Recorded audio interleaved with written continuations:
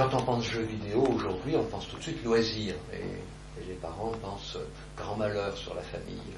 Mais il faut se rendre compte qu'il y a des jeux qui sont en train d'être créés, qui vont être disponibles, fin 2010, début 2011, qu'on appelle des serious games, des jeux sérieux. Alors, comment est-ce qu'un jeu peut être sérieux? Mais pour le comprendre, il faut avoir à l'esprit que quand on joue, on peut apprendre des choses. Et même, vous savez, le jeu chez l'enfant, tous les psychologues vous le diront, c'est une manière d'apprendre.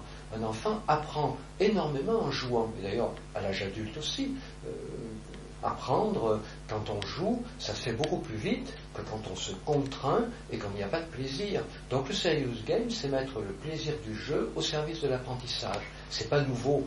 L'idée, c'est de le transposer dans le domaine des espaces virtuels. Donc Madame Kosciusko-Morizet a lancé un grand plan, un appel d'offres.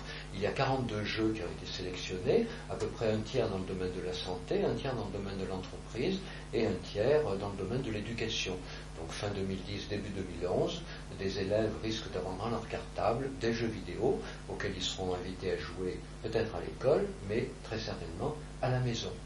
Et les parents seront évidemment invités à accompagner cette révolution éducative, c'est-à-dire à porter un autre regard sur les jeux.